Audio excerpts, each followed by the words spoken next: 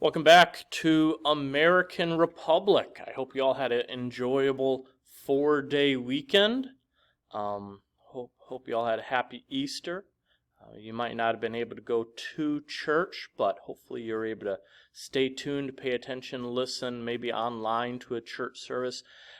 We didn't get to perhaps enjoy all the benefits that come with Easter in our culture today. There weren't any Easter egg hunts. You didn't see the Easter bunny. Perhaps you didn't get as much candy as some of us are used to getting. But remember, Easter is about worshiping the risen Savior. He is risen indeed, and that's what we can be thankful for. Just so you all know, this is the first video of the third week, so by now you should have picked up your third week's packet. We are resuming the Roaring Twenties, the second half of this lesson. This week we'll be doing 2 lessons, and then it'll be a chapter review, and then by the end of the week you should take the chapter 21 test. Hopefully that you guys, thank you for most of you, almost all of you who picked up your packets. Just continue to press on as we continue finishing up this school year. All right, big letter C is where we're at today. Prohibition. Prohibition had been a major reform issue during the 1800s and in the Progressive Era. During World War I, all excess grain was sold to Europe and had become unpatriotic to make liquor. By 1918, 33 states supported prohibition, and in 1919, as we might remember, the 18th Amendment was ratified that made it illegal to manufacture, sell, or transport alcohol. The Volstead Act made alcoholic drinks illegal, but discovered that it would be difficult to enforce it. While many Protestants supported prohibition, Irish, German, and Eastern European immigrants considered alcoholic drinks an essential part of their culture. Plus, the Prohibition Bureau had a small budget and only 3,000 agents to enforce law. I don't know about you, but 3,000 agents across the entire U.S., yeah, I have a feeling they're going to miss a few spots. Illegal taverns, which were nicknamed speakeasies, appeared across the nation. Alcoholic drinks were served under the counter in secret. Also, since alcohol was still legal in Canada, it was regularly transported across the border into the U.S. Bootlegging. Bootlegging means selling illegal liquor. Became a big business and made many people rich. Some got alcohol from doctors and prescriptions. Others made their own brew at home, sometimes with disastrous effects. If you make alcohol and it's not made properly, it could actually kill the person who drinks it. Probably the most famous individual to take advantage of bootlegging and prohibition was Scarface, Al Capone. In Chicago, he led a huge crime organization that participated in bootlegging. Along with selling illegal alcohol, illegal gambling and prostitution occurred in the many gangs that were growing in the large cities. Gangs controlled certain areas in a city. If a rival gang tried to operate in another gang's territory, fighting broke out between the gangs, and people, including some innocent people, would be killed. Although crackdowns put some gang members in prison, many refused to testify against their friends. Some bribed or threatened members of the jury to make a positive ruling, and others bribed a corrupt judge. Let me give you a couple examples of this time period. Al Capone and Bugs Moran were rival gangster leaders in Chicago. In early 1929, Capone's associate Jack McGurn told Capone about problems he was having with Moran, and the two planned an assassination. The plan was simple. On February 14th, 1929, St. Valentine's Day, by the way, a bootlegger tricked the Moran gang into meeting him at a garage to buy alcohol at a good price. Capone's hired assassins dressed like police officers and staged a raid on the garage. Moran's gang members lined up against the wall as ordered by the quote-unquote officers and were promptly shot. The assassins left the building with some of their own men as prisoners, climbed into a stolen police car, and drove away, leaving behind 6 men dead and 1 dying. Capone and McGurn had impenetrable alibis, and no one was ever charged with the crime. Bugs Moran, the chief target of the assassination, was not in the garage when the massacre occurred. So you can see that's just one example. It was known as the St. Valentine's Day Massacre. A question might be asked, well, did Al Capone ever get what was coming to him?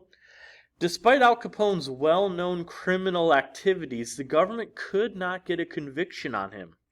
Lack of solid evidence, together with intimidation of witnesses and bribery of officials, kept Capone free. With encouragement from President Hoover, however, government officials renewed their efforts to put Capone behind bars. They sought evidence of either income tax evasion or violations of prohibition. In 1931, the government finally moved on Capone. Not sure how long its case concerning income tax evasion would hold together, the government agreed to allow Capone to plea bargain for a lighter sentence.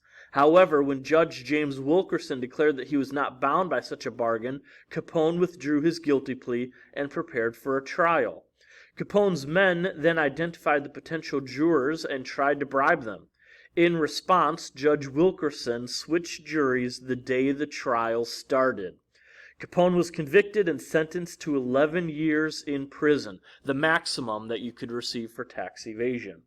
He was released on parole after serving 8 of those years. He then returned to his mansion near Miami, Florida, where he lived until his death in 1947.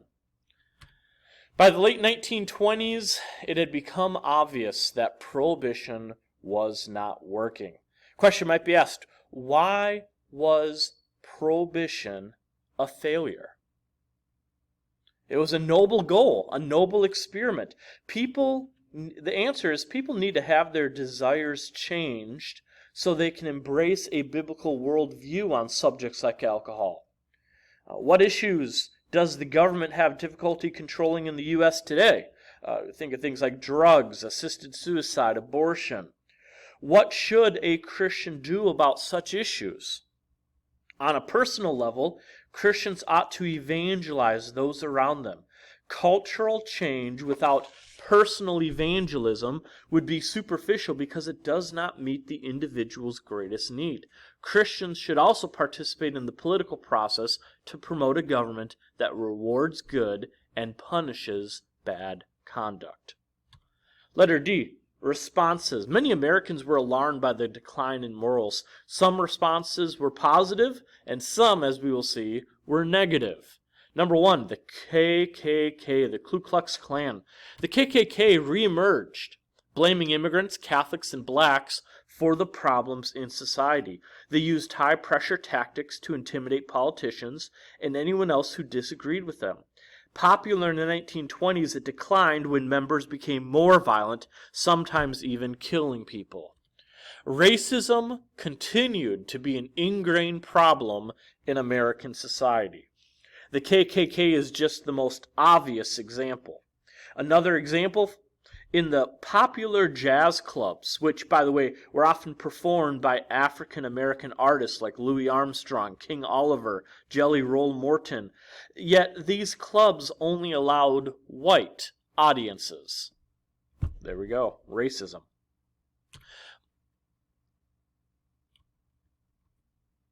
Marcus Garvey wanted blacks to create their own culture entirely separate from whites. Fighting racism. Many African Americans moved north where they found greater employment opportunities during and after World War I. Wherever they went, they faced some form of racism.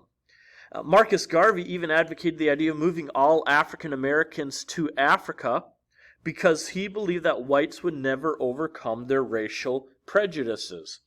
Garvey's views never gained huge popularity. He's the man pictured on your left. But in the 1960s, it would reemerge under the Black Power movement. Another man, W.E.B. Du Bois, who founded the National Association for the Advancement of Colored People, NAACP, sought to use political means to create equality. The man pictured on your right challenged states that violated the 14th and 15th Amendments. He promoted an anti-lynching law that would fine the police if they did not break up lynchings in their district. Number 3, fundamentalism. Fundamentalism is a movement that was led by conservative Christians who held to the fundamentals, that means the key beliefs of Christianity. Such fundamentals include the inerrancy of the Bible, the deity of Christ, and so on and so forth. Honestly, most of us could claim to be fundamentalists simply because we believe in the key beliefs of Christianity. These fundamentalists were willing to stand up for the key beliefs.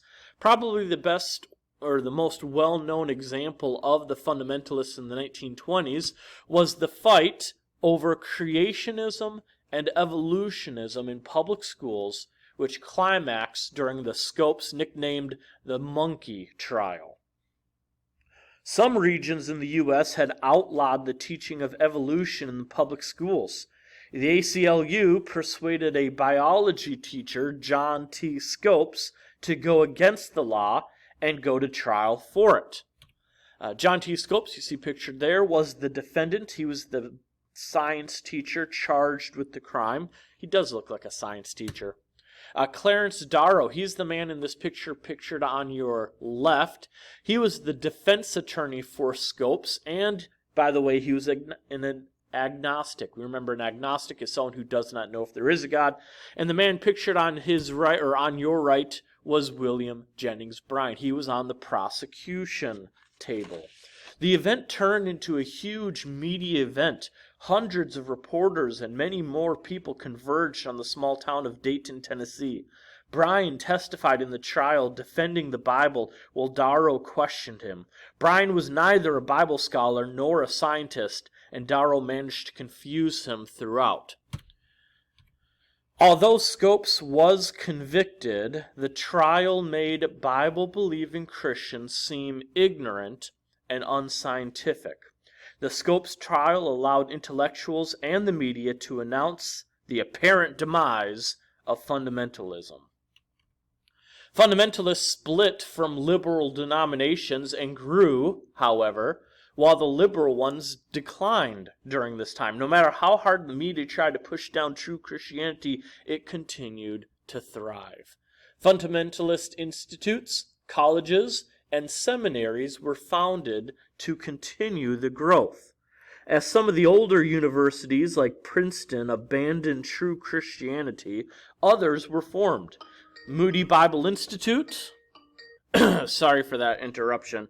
Let me start over. As some of the older universities like Princeton abandoned true Christianity, others were formed. Moody Bible Institute in Chicago continued to grow. Dallas Theological Seminary and Westminster Theological Seminary were started as well. Wheaton College and a place in South Carolina known as Bob Jones College were intended to help young adults continue in the faith and not fall from it in a secular school. That's all we're going to cover for today. Hope you all enjoy the rest of the day. Be good, do good. Bye.